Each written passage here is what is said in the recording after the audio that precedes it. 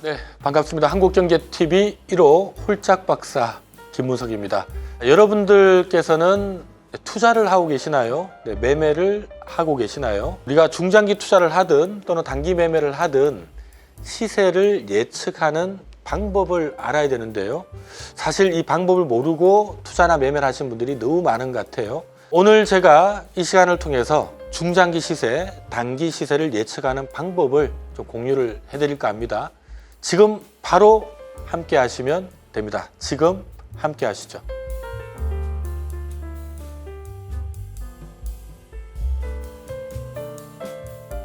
대한민국 투자자 여러분 반갑습니다. 한국경제TV 1호 홀짝 박사 김문석입니다.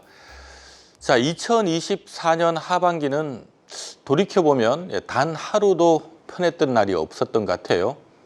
러시아와 우크라이나의 전쟁도 아직도 지속되고 있는 상황이고요. 이스라엘을 둘러싼 이 중동발 리스크까지, 자, 최근에는 이 트럼프 당선 소식과 함께 우리 한국을 포함한 이머징 증시가 상당히 힘겨움을 겪고 있는 것 같습니다. 이 주식시장이 좀 행복해야 우리 이 방송 시청하신 투자자분들도 좀 행복하실 건데 정말 최악의 하반기를 보낸 게 아닌가 싶어요. 제가 오늘 어떤 주제로 여러분들과 함께 할까 고민하다가요. 주가의 미래를 예측 가능한가라는 주제로 한번 선정을 해봤습니다. 앞으로 8주간에 걸쳐서 여러분들과 함께 할 건데요. 제가 할 내용의 핵심은 이 방송 시청하시는 모든 투자자분들이 이 주가의 미래를 예측할 수 있는 능력을 좀 만들어 드려서 우리 모두 다 미래를 예측하는 사람들이 될 수 있게끔 제가 적은 힘이나마 한번 보태보자 라는 마음으로 이 방송을 준비를 해봤습니다. 8주간에 아주 알찬 내용으로 준비를 했으니까요. 막 메모하려고 하지 마시고 차분하게 이해하는데 포커스를 맞춰서 따라오신다면 모두 좋은 결과가 있지 않을까라는 생각이 듭니다. 자, 주가의 미래를 예측 가능한가? 오늘 그 첫 시간 먼저 뭘 예측해야 되는지 그 내용부터 한번 살펴볼까 하는데요. 자, 우리 이 방송 시청하고 계시는 우리 투자자분들이 결국은 뭐 투자를 하거나 매매를 하거나 둘 중에 하나를 하지 않을까요? 우리가 일반적으로 뭐 한두 달 안에 사고 팔고 하는 거는 이제 매매라고 하고요. 적어도 석 달 이상 또는 6개월 이상 중장기 보유하는 것을 이제 투자다라고 얘기를 하는데, 우리가 투자를 하거나 매매를 하게 되는 거래 대상은 먼저 한국 주식 같은 경우는 우리 지금 코스피 상장사가 936개, 코스닥이 1766개, 코스닥이 굉장히 많네요. 자, 그리고 요즘 뭐 한국 주식 말고 해외 주식도 많이들 하시죠. 미국, 뭐 중국, 일본, 뭐 베트남 해외 주식 우리가 직접적으로 투자를 할 수도 있습니다. 자, 그 외에 이 파생대에 나온 상품들, 뭐 주가식 선물이나 또 개별 주식 선물, 또 주가식 옵션이나 개별 주식 옵션 같은 이런 파생 상품도 있겠고요. 특히 요즘 저희 투자자분들 만나보면 ETF는 정말 많이들 하시죠. 상장지수 펀드라고 하는 ETF. 뭐 실질적으로 내가 미국 주식을 직접 사지 않고도 나스닥 지수를 그대로 추정하는 나스닥 ETF가 있기 때문에 나는 뭐 나스닥이 좋아 보여 하면 나스닥 ETF를 사도 되고요. 나스닥의 시가총액 상위 기업들만 모아놓은 또 ETF도 있거든요. 뭐 또 그런 거를 또 살 수도 있고, 직접적인 미국 주식을 사지 않더라도 간접적으로 ETF로 우리가 또 투자를 하는 방법도 있습니다. 자, 기타 그 외에도 뭐 환율이라든가 뭐 유가나 금이나 은, 구리 같은 뭐 원자재에도 투자를 할 수가 있고요. 비트코인 같은 코인에도 투자를 할 수 있겠죠. 자, 어찌됐든 이 많은 대상들을 갖고 내가 좀 길게 투자를 하거나 아니면 뭐 한두 달 정도 보고 사고 팔고 하는 매매를 하거나, 자, 이런 것들을 하게 될 건데요.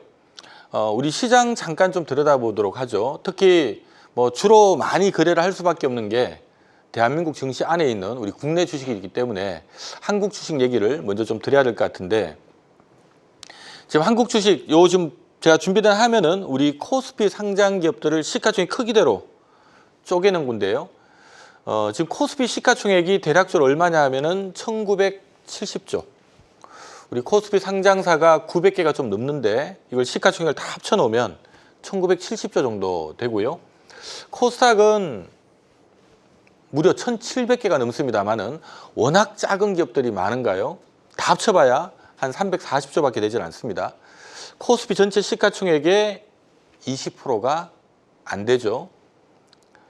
뭐 이렇게 생각하니까 야, 코스피보다 코스닥은 정말 작구나 이런 생각도 하게 되는데요. 하나 조금 기분 나쁜 얘기를 좀 전해드린다면 요즘 뭐 전 세계 증시를 통틀어서 또 미국 증시를 통틀어서 가장 핫한 종목 있죠. 엔비디아라고 하는. 혹시 엔비디아 지금 시가총액이 얼마인지 여러분들 아십니까? 제가 오늘 요 방송 들어오기 전에 살짝 보고 왔는데요. 엔비디아 시가총액이 요 방송하는 날 종가 기준으로 한화로 한 5,100조 정도 하더라고요. 애플이 한 4,900조 정도 했던 것 같아요. 지금 전 세계를 통틀어서 특히 미국 시장 내에서 가장 시가총액 큰 기업인 엔비디아가 지금 시가총액이 5,100조. 대한민국 코스피 코스닥을 다 합쳐도 엔비디아 시가총액의 절반도 되지 않는다. 한편으로는 굉장히 기분 나쁜 일이기도 하지만 이게 또 현실이다라는 얘기도 먼저 좀 드리겠습니다. 결국 우리가 이 전 세계 주식시장에서 투자를 하는 가운데 뭐 엔비디아에 직접적으로 투자를 하는 분들도 계실 거고요. 엔비디아가 포함되어 있는 나스닥 지수나 빅테크 기업 ETF에 투자를 하시는 분들도 계실 거고, 아니면 뭐 삼성전자든 SK하이닉스든 우리 코스피 코스닥 이 종목들에 투자를 하는 분들도 계실 건데, 자, 이렇게 우리가 투자를 하는 기업들 또 대상은 굉장히 무궁무진합니다. 자, 그리고 이들 기업들을 우리가 투자를 하거나 매매를 할 때 결국 뭐 이 중에 하나가 아닐까 싶어요. 제가 좀 전에도 잠깐 언급을 드렸지만 보통 한 3개월 이상 제가 뭐 주식을 사서 한두 달 보유하는 거를 투자한다고 얘기를 하지는 않거든요. 일반적으로 최소한 3개월에서 또는 6개월 이상 투자하는 경우를 우리가 중장기 투자라고 얘기를 하는 거고, 뭐 사가지고 한 한두 달 또 1, 2주 만에 샀다 팔았다 하는 거는 우리가 매매를 한다라고 표현을 하죠. 그리고 심지어는 또 흔히 말하는 데이 트레이더, 뭐 스캘퍼, 하루에도 수십 번 매매하는 초단기 매매하시는 분들도 계시고요. 그리고 뭐 요거까지 하시는 분들은 개인들 중에서는 많지는 않지만 특히 우리 국내 기관 투자자를 중심으로 해서 차익거래라고 하는, 그러니까 선물과 현물 간의 어떤 그 차이를 이용해서 상대적으로 비싼 거를 팔고 싼 거를 사므로 해서 거기서 약간의 마진을 먹는 거래를 우리가 차익거래라고 하는데요. 결국 선물과 현물 또는 선물과 옵션, 뭐 옵션과 현물, 뭔가 현물 시장과 파생상품 간의 합성 매매를 통해서 자그마한 마진 거래를 반복하는 거래, 이걸 우리가 차익 거래라고 합니다. 뭐 이 부분은 뭐 개인이나 외국인들은 주식을 사고 팔고 할 때 내는 수수료나 뭐 증권 거래세 감안하면 사실상 거의 불가능하고요. 국내 기관 투자자들 중에서도 일부 이 차익 거래할 때 매매 수수료, 그러니까 증권 거래세를 면제받는 곳들이 있거든요. 뭐 금융투자나 우정사업본부 같은 그런 데서만 합니다. 결국 우리 개인 투자자들은 뭐 셋 중에 하나가 아닐까라는 생각이 들고요. 특히 대부분 제가 이렇게 보면 보통 뭐 중장기 투자를 하거나 또 자산의 일부는 조금 매매를 좀 병행하거나 뭐 이렇게 하시는 분들이 많아요. 그래서 오늘 저희도 뭐 여기에 좀 포커스를 맞춰서 설명을 좀 드릴까 하는데요. 자, 그러면 정말 중요한 건 뭐냐? 이렇게 한번 생각을 해보죠. 기준 시점이 여기라고 가정을 한번 해보고, 지금 준비된 하면은 우리 요즘 대한민국 주식시장에서 그나마 잘 나가고 있는 기업이죠. LIG 넥스원이라고 하는 방산 기업인데요. 연초 이후로 주가가 요즘 뭐 주식시장이 참 힘들었습니다만은 연초 이후로 주가는 아주 견조한 상승세를 타고 있습니다. 우리가 결국 주식 투자를 통해서 성공을 하기 위해서는요, 이게 가장 핵심이 아닌가라는 생각이 들어요. 적어도 3개월 이상 중장기 투자하시는 분이라면 과연 이 가격 대비해서 앞으로 주가가 어떻게 될 것인가를 읽어낼 수 있어야 된다는 얘기고요. 뭐 한두 달 정도 짧게 매매를 하시는 분이라면, 그러니까 한마디로 지금 내가 바라보고 있는 이 시점 대비해서 한 3개월, 6개월 후에 이 주가가 오를 것이냐, 내려갈 것이냐, 또는 한두 달 정도 짧게 매매를 하시는 분이라면 지금 들어가면 한두 달 안에 좀 먹을 수 있을 것이냐, 이걸 내다보는 능력이 필요한 거거든요. 지금도 마찬가지겠죠. 지금도 LIG 넥스원의 현 주가 수준, 얼추 보니까 한 25만 원 정도 되는 것 같은데요. 지금 주가 수준에서 투자를 하시는 분이라면 앞으로 얘가 올라갈까 내려갈까, 한두 달 매매를 하시는 분이라면 한두 달 안에 좀 오를 수 있을까, 이걸 볼 수 있어야 된다는 거죠. 그래서 오늘 제가 앞으로 8주간 여러분들과 함께 할 내용이 이런 내용들입니다. 그걸 어떻게 알아? 라고 생각하시는 분들도 계시겠지만, 이거를 모른다면 사실 주식 투자를 해서는 안 되는 게 맞지 않나요? 앞으로 내가 투자하고자 하는 또는 매매하고자 하는 종목이 오를지 내릴지, 물론 10번 찍어서 10번을 맞출 수는 없지만 그래도 한 10번 찍어서 한 8번 정도 맞출 실력? 내가 한 10번 찍으면 한 8번은 맞고 한 2번 정도 틀린다면 해볼 만한 거죠, 주식은. 근데 내가 10번 찍어서 5번 맞추고 5번 틀릴 것 같으면 주식 투자하면 안 되겠죠. 만약에 그 실력으로 주식 투자를 해서 먹었다, 그거는 실력으로 먹은 게 아니라 재수로 먹은 거기 때문에 그 수익은 절대 오래 가지 않을 겁니다. 그래서 정말 중요한 부분은요, 내가 한 10번 찍어서 8번 맞출 실력이 되느냐 하는 게 중요한 건데, 자, 이 부분을 제가 그래도 한국경제TV 지금 25년 차, 거의 한 25년 정도 여러분들과 지금 방송을 함께 하고 있는 것 같아요.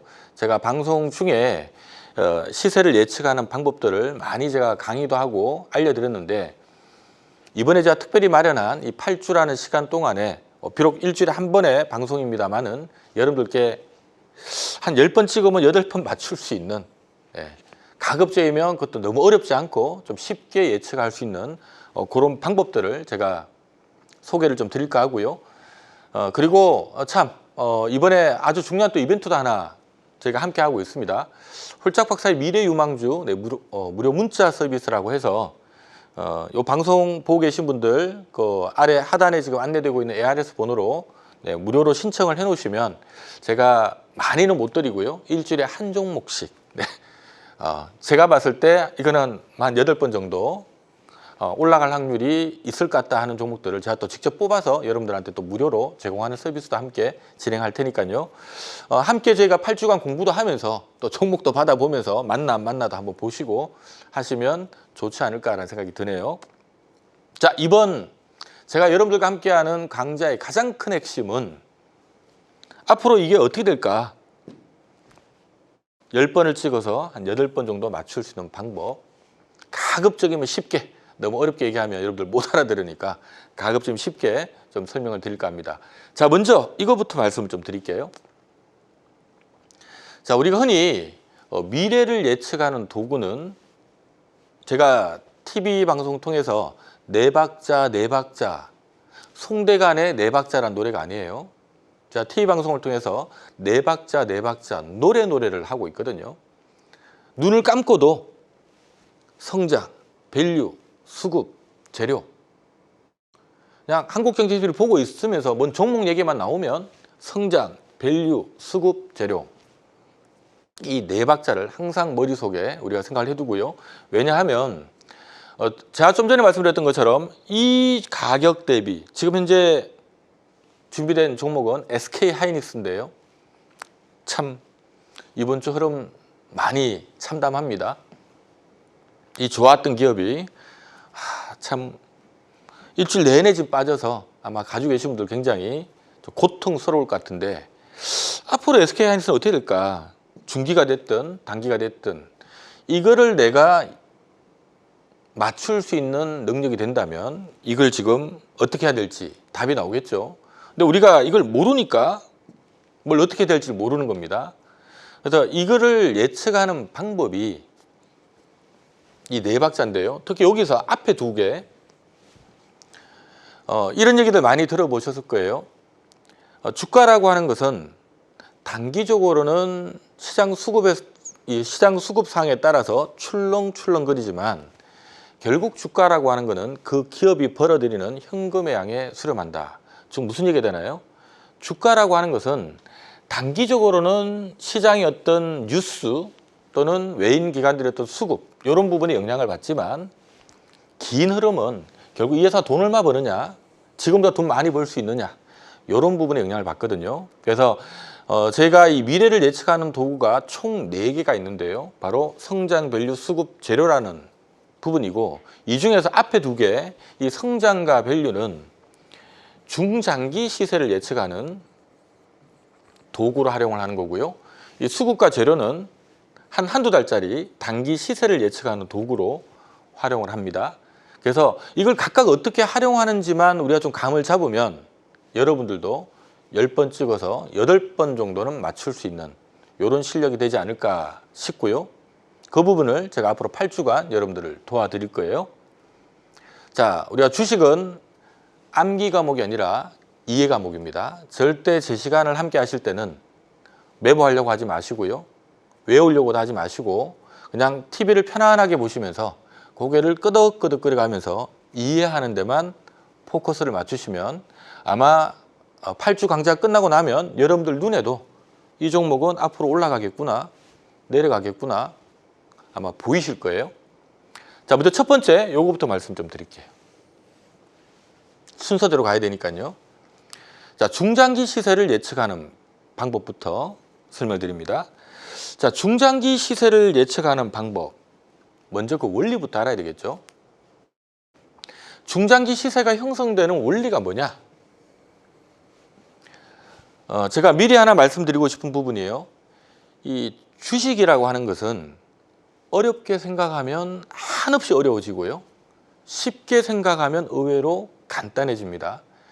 제가 한국경제TV 25년째 방송을 하면서 홀짝 박사라는 필명을 쓰게 된 이유가 홀인지 짝인지 오를지 내릴지 좀 제가 쉽게 설명을 해드릴게요 라는 관점으로 제가 홀짝 박사라는 필명을 쓰다 보니까 지금 25년째 제 이름보다는 홀짝 박사가 더 유명하게 돼버렸는데 오늘도 정말 쉽게 설명을 드릴게요. 자, 중장기 시세가 형성되는 원리는요. 앞서도 잠깐 언급드렸지만 단기적인 주가는 시장 수급상에 따라서 출렁출렁이지만 결국 좀 긴 흐름은 그 기업이 벌어들이는 현금의 양에 수렴한다. 현금의 양, 이익을 얘기하는 거죠. 100억 벌던 회사가 200억 벌고 500억 벌고 1000억 벌고 한다면 그 주가는 뭐 당장 시장 수급상에 따라서 뭐 빠졌다가 뭐 좀 올라가다가도 또 뭐 갑자기 뭐 중동에서 어떤 전쟁이 나가지고 또 뭐 수급이 꼬여서 빠질 수도 있지만 근데 보니까 400억 벌던 게 1200억 벌고 1400억 벌고 2500억 벌고 올해는 3500억, 내년은 4900억, 내후년에는 5800억 번다니까 이 주가는 결국 이런 흐름이 나오더란 거죠. 뭐 전쟁이 나든 뭐든 이익이 늘면 주가는 그 방향을 따라간다. 첫 번째 하나 기억을 하자. 그럼 이익이 나지만 이익이 안 느는 종목은 어떻게 될까요? 참고로 조금 전에 봤던 요 종목은 알아야 되겠죠. 효성중공업이라는 회사입니다. 전력기기 하는 기업이죠. 최근에 뭐 전 세계적으로 AI 쪽 관련된 투자가 막 일어나다 보니까 뭐 관련해서 전력 소비가 장난 아니죠. 하다 보니까 특히 미국을 중심으로 해서 지금 굉장히 노후된 전력망을 다시 보수하고 하는 과정 속에서 요즘 대한민국의 전력기기 업체들한테 상당한 지금 기회가 떨어져서요. 지금 효성중공업은 최근 5년 동안 이익이 가파르게 늘었는데요.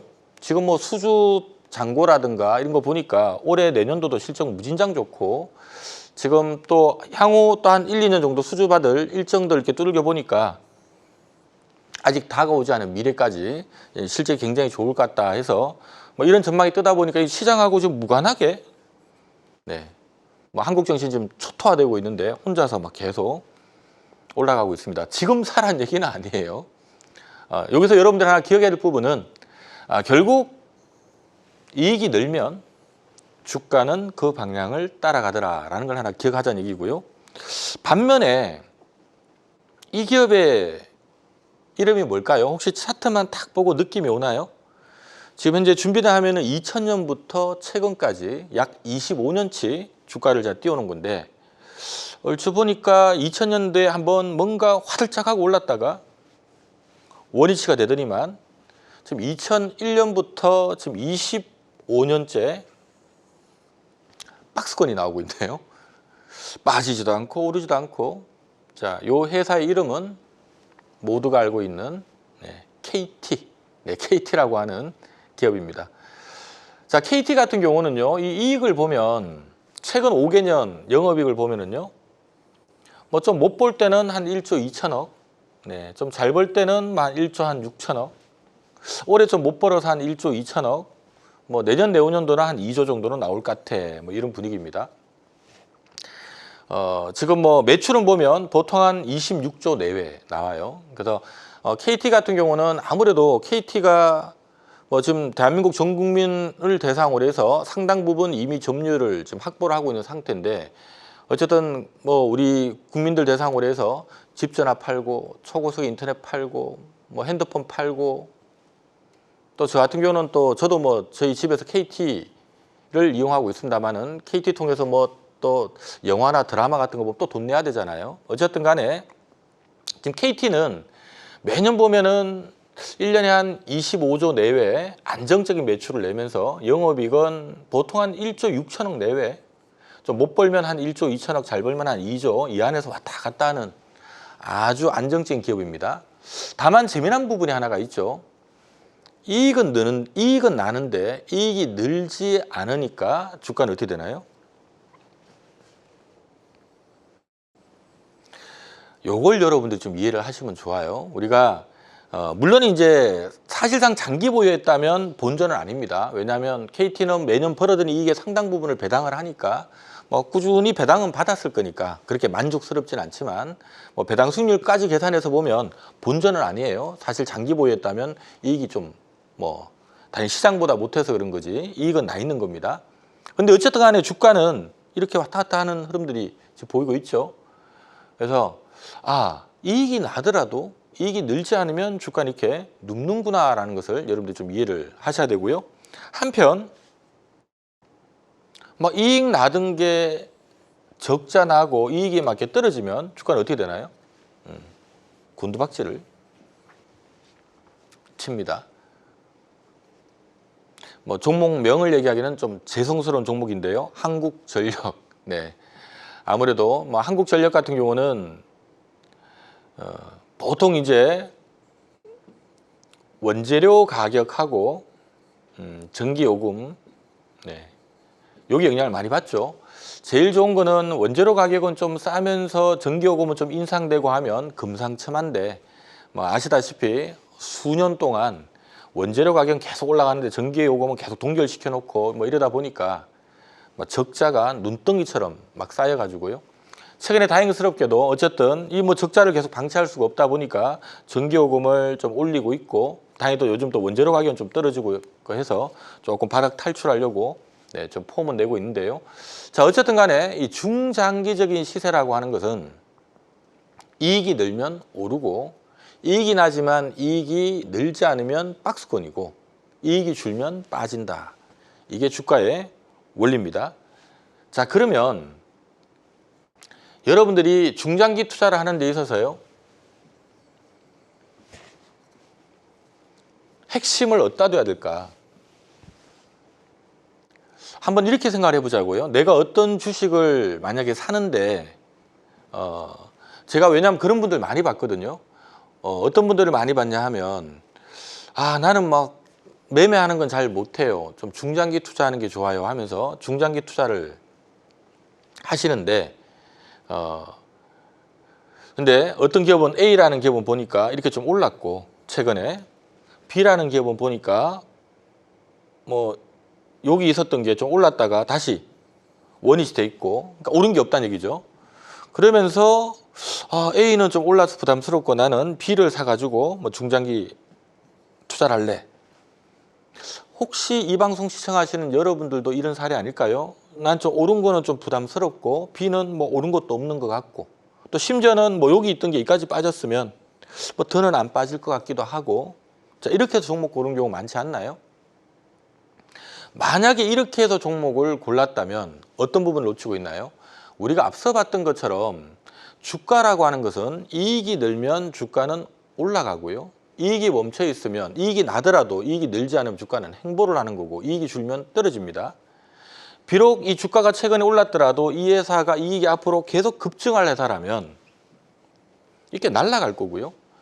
비록 주가는 많이 빠졌고 올랐는 거 다 반납을 했다 하더라도 앞으로 이 회사의 이익이 늘지 않는다면, 뭐 이러고 앉아 있거나 만약 이익이 준다면 더 떨어질 수도 있다는 얘기거든요.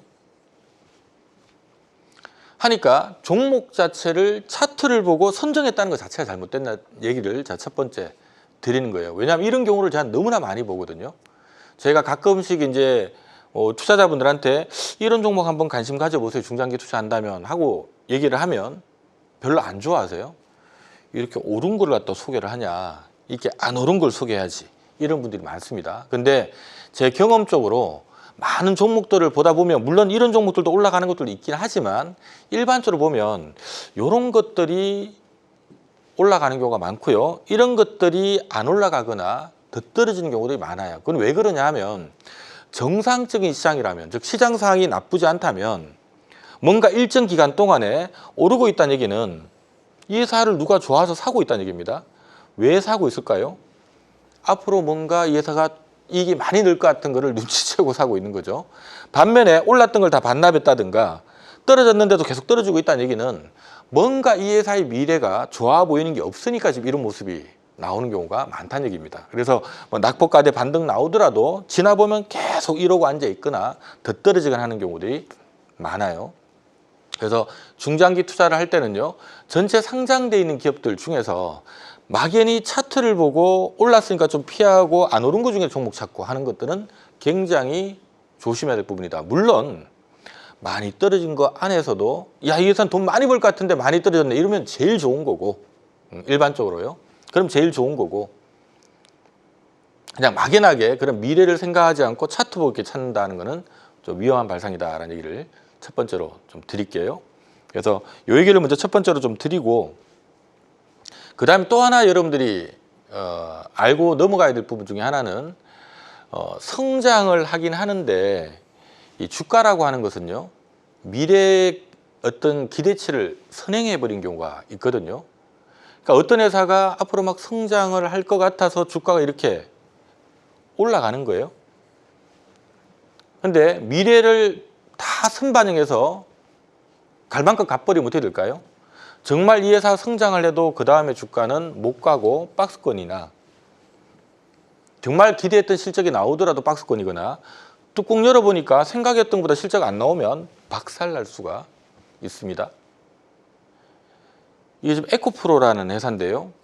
아마 이 방송 보시는 분들은 많이들 기억을 하실 거예요. 제가 작년 7, 8월 달에 2차 전지주들이 막 돌풍을 일으키면서 달려갈 때 제가 TV 방송을 통해서 거의 한 2달 내내 말씀드렸던 부분이, 지금 2차 전지가 올라가는 이유는 IRA 법안이 통과되면서 앞으로 먼 미래에 돈 많이 벌 것 같다, 이걸 반영해서 올라가는데 너무 과하게 올랐습니다.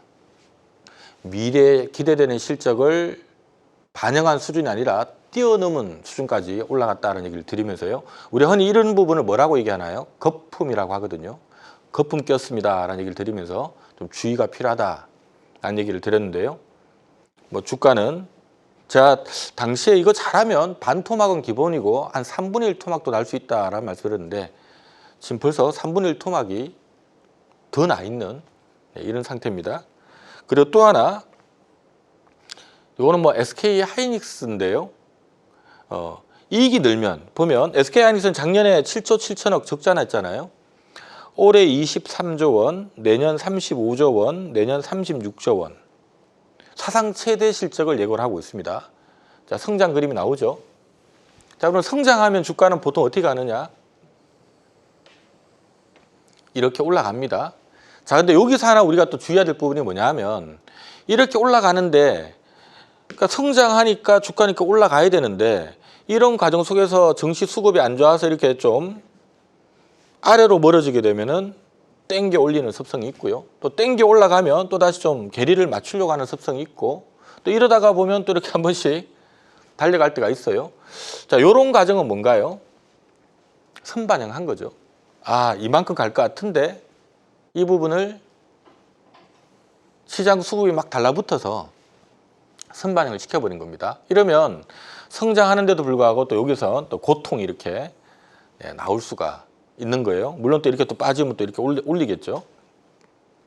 그래서 항상 우리가 성장도 봐야 되지만 밸류도 또 함께 봐야 된다는 말씀을 좀 드리겠고요. 그래서 중장기 투자하는 데 있어서는 여러분들 두 개만 기억하시면 됩니다. 첫 번째는 성장 가능한가? 두 번째는 혹시 이 회사가 앞으로 돈 얼마 벌 것 같은데 이 기대치를 이미 주가가 다 반영해 버린 건 아니냐, 이걸 우리가 밸류를 본다라고 하거든요.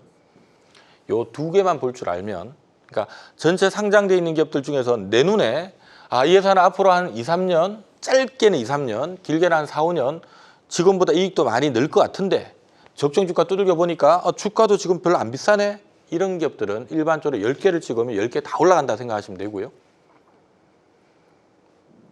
근데 이제 이 회사는 성장을 하는 것 같은데 이미 주가가 그걸 반영해버렸네, 이러면 못 갈 수도 있는 겁니다.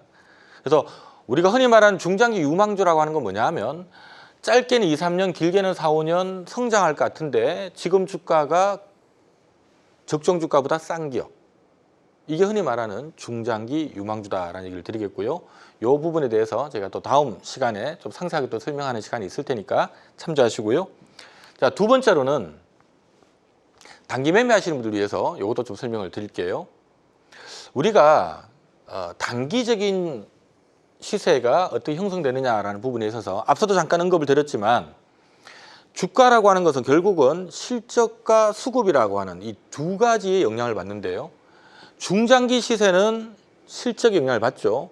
실적이 성장하는 기업은 주가가 올라가는 거고, 실적이 나더라도 실적이 늘지 않으면 주가는 횡보를 하는 겁니다. 자, 그런데 단기적으로는 짧게 한두 달, 2, 3개월 정도를 이 회사 실적 때문에 갑자기 오르고 내리고 하는 게 아니거든요. 단기적으로는 이 부분에 영향을 받는 거예요. 긴 흐름의 시세는 그 기업이 이익이 느느냐, 늘지 않느냐, 이 부분에 영향을 받는 거고, 단기적으로 한두 달 또는 2, 3개월 이렇게 흐름은 그 부분보다는 수급이나 재료적인 부분에 영향을 더 많이 받는다는 얘기입니다. 자, 수급이라고 한다면 결국 우리가 좀 큰 기업들을 대상으로 본다면 외국인이나 기관을 들 수가 있겠죠. 예를 들면 삼성전자라고 한번 가정을 해볼까요? 삼성전자 같이 덩치가 큰 기업이 외인 기관은 파는데 개인이 사서 올라갈 일은 없겠죠. 결국 얘네들한테 특히 삼성전자를 포함한 업종 대표주들은 대부분 외인 또는 기관, 둘이서 같이 사든 둘 중에 하나가 주축이 돼서 사든 뭔가 이들 메이저들 수급이 들어와야만이 가는 거고요.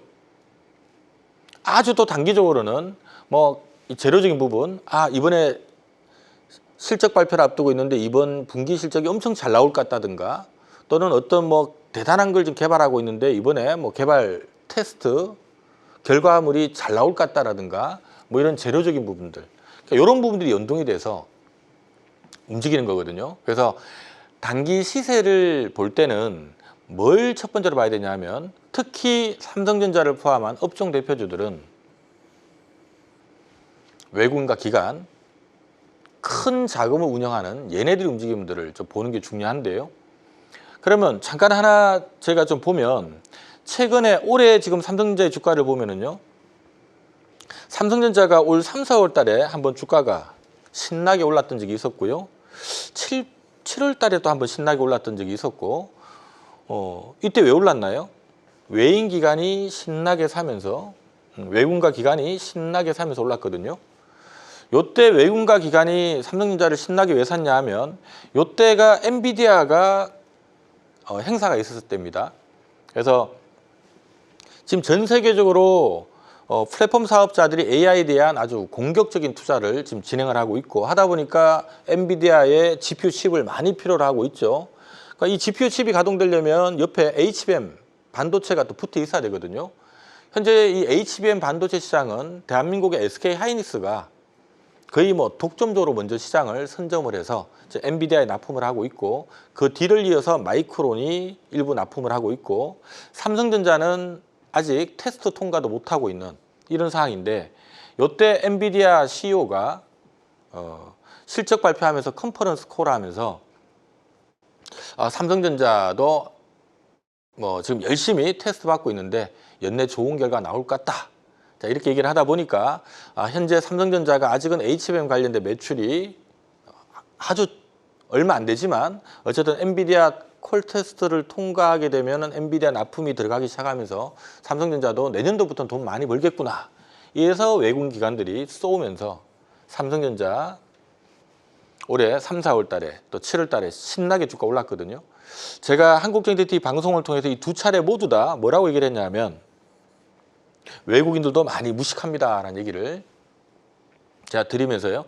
저도 지금 저도 원래 펀드 매니저를 하다가 이 업계 지금 한국경제TV랑 인연을 맺어서 지금 방송한 지만 25년 차인데, 예전에 같이 근무했던 펀드 매니저들, 또 오랫동안 함께 생활해왔던 애널리스트 분들, 뭐 여의도에 있는 이 친구들은 저희는 그 매주 보거든요.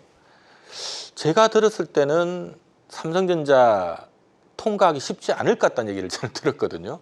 그래서 지금 저라 하더라도 제가 엔비디아의 젠슨 황 CEO라면 결국 지금 HBM 반도체를 SK 하이닉스나 마이크론으로만 해결을 하면 안 되잖아요.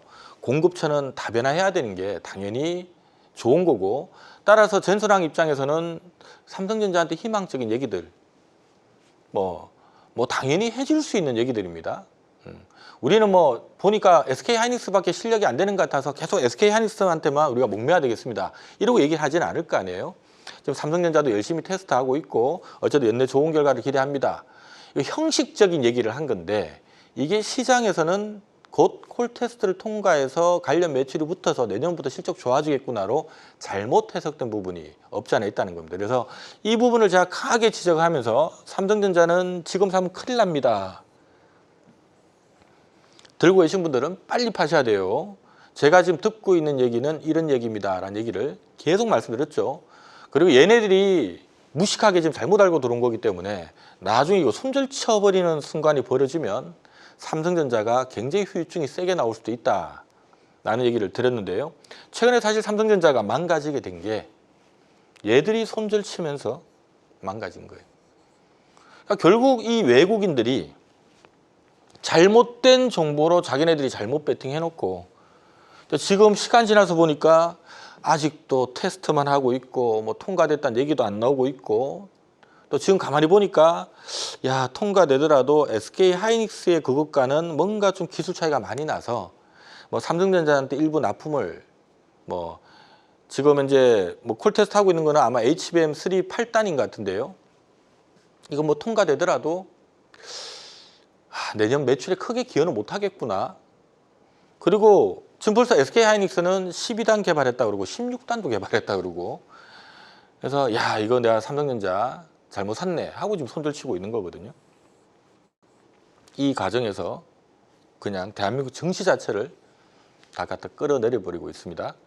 자, 제가 지금 이 부분을 말씀드린 부분은 뭐냐 하면요, 우리가 좀 단기적으로 매매를 할 때는 특히 업종 대표주들 같은 경우는 외국 기관들 봐야 됩니다. 얘가 때린다는 얘기는 이거 지금 손절 들어가는구나. 근데 얘가 지금 때리고 있는데 단기 낙폭가한테 반등 노리고 여기서 내가 단기 매매를 들어간다? 좋지 않은 방향이란 얘기예요. 그래서 철저하게 단기 매매를 할 때는 반드시 수급을 좀 봐야 됩니다. 특히 수급 볼 때 어떤 부분이 중요하냐 하면요, 여러분들이 하나 아셔야 될 부분이 이제 펀드 매니저를 해보지 않은 분들은 이걸 잘 알 수가 없어요. 무슨 얘기냐 하면, 우리가 보통 펀드 매니저들은 주문을 어떤 식으로 내냐 하면요, 예를 들면 제가 A라는 기업을 지금 들고 있고 예를 들어서 이만큼 들고 있어요. B라는 종목은 요만큼 들고 있습니다.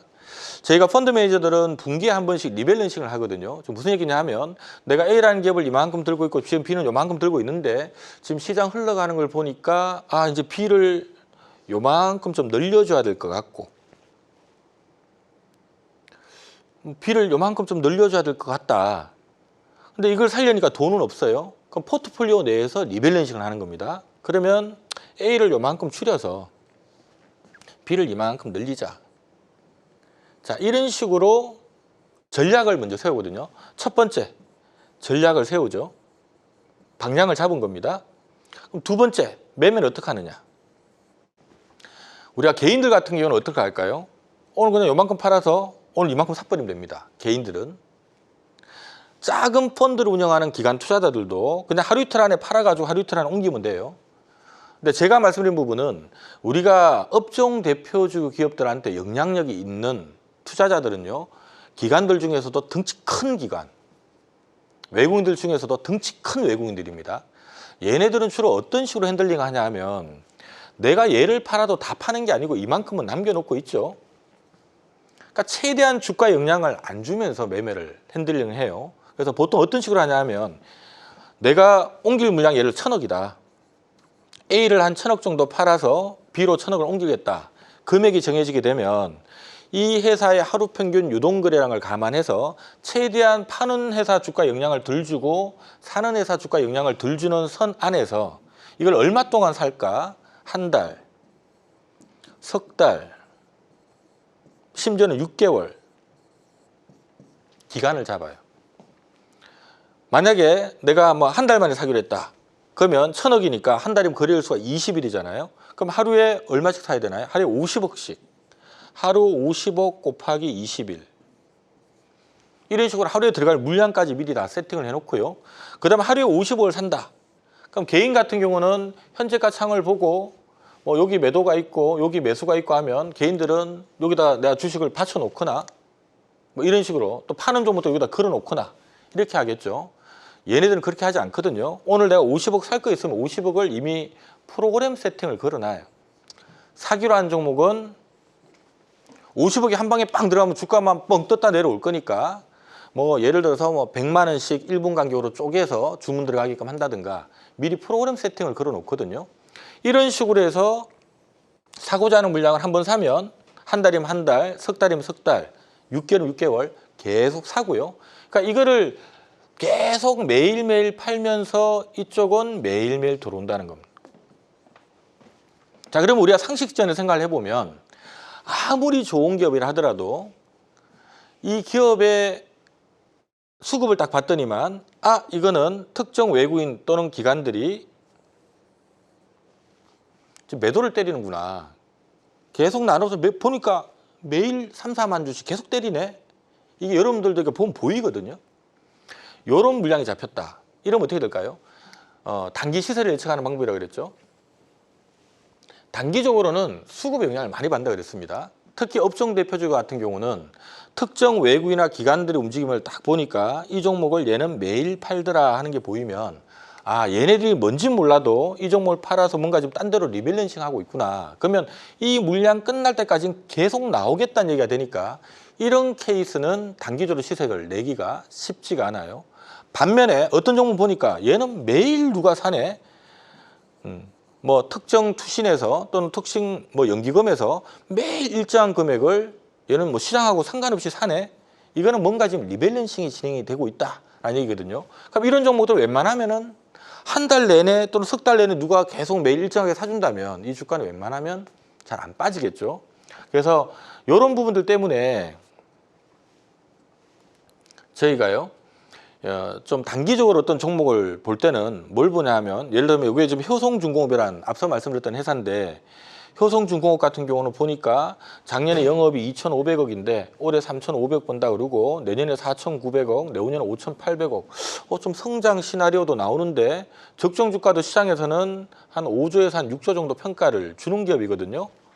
근데 이게 지금 얼마냐? 이게 3조였어요. 3조. 그래서 이 회사는 앞으로 지금 사상 최대 실적도 예고하고 있는데 시장에서 적정 시가총액도 한 5조에서 6조는 평가를 넣는 기업인데 지금 시가총액 3조면 최소 50% 이상은 올라갈 수 있는 여력이 있다는 얘기인데 그러니까 한마디로 성장도 만족하는데 밸류도 별 부담이 없는 상태인데 이 수급을 딱 보니까 이 기관들이 들어오네. 근데 기관들이 들어오는 거를 가만히 보니까 매일 일정하게 특정 창구에서 나눠서 이렇게 들어오더라는 얘기입니다. 이 얘기는 리밸런싱이라는 얘기입니다. 성장 그림도 나오고 주가도 비싸지 않은데 누가 들어오네? 하면 뭐 중간중간 쉬다가도 계속 추세적으로 들어올 가능성이 있다는 얘기거든요. 그럼 이런 종목들은 이게 이렇게 폭락하진 않겠죠. 누가 사주니까. 뭐 바로 갚버릴 수도 있고 좀 쉬는 갔다가도 한번 튈 수도 있는 거고 어떤 그런 그림들이 붙여 나온다는 겁니다. 저희도 뭐 요때 제가 운 좋게 발견이 돼서 아직까지도 저희는 들고 있는 종목이기도 한데요.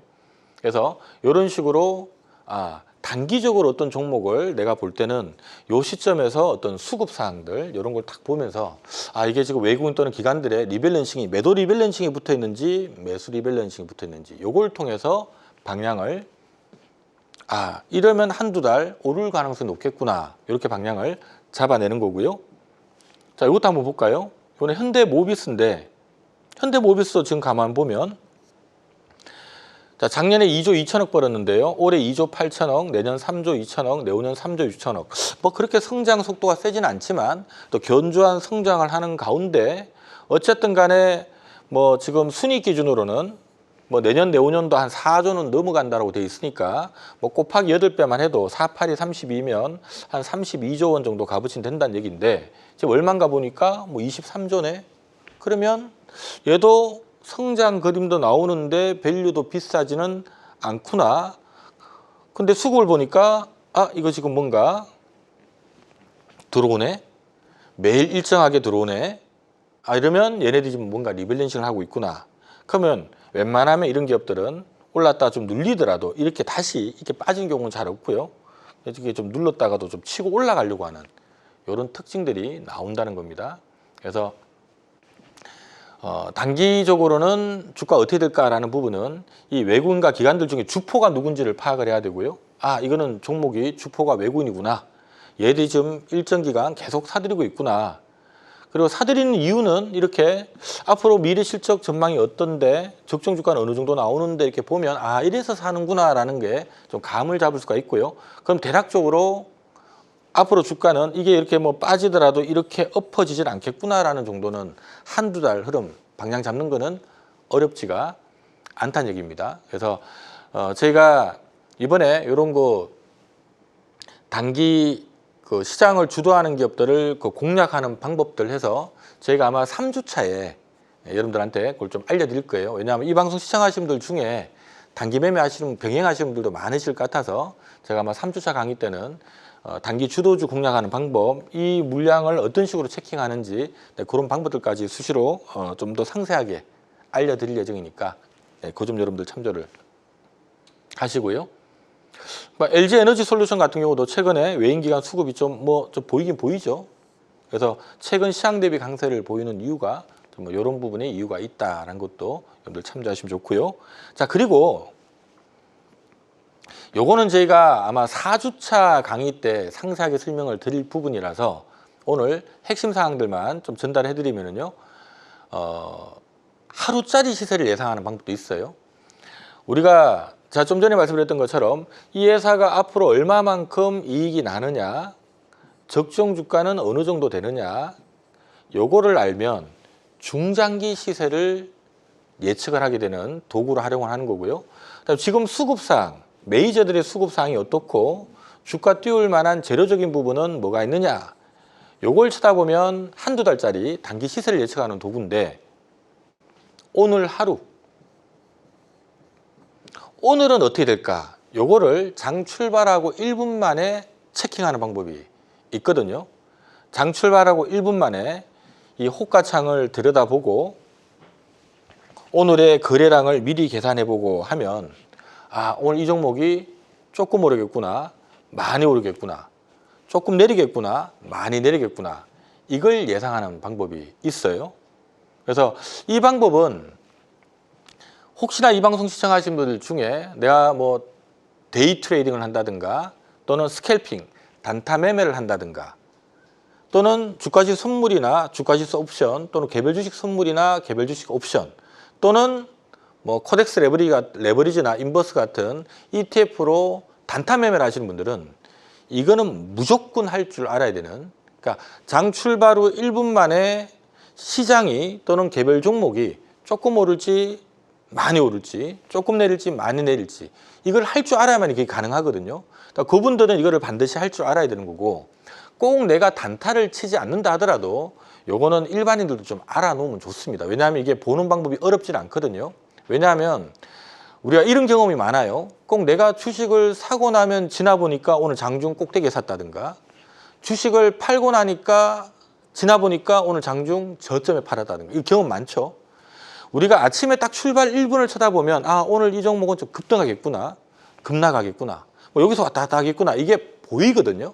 그러면 내가 뭐 살려고 했다면 좀 빨리 사야 되는지 좀 천천히 사야 되는지, 아니 팔려고 했다면 빨리 팔아야 되는지 천천히 팔아야 되는지 판단하게 되면 주식을 좀 더 싸게 사고 비싸게 파는 기술이 된다는 얘기죠.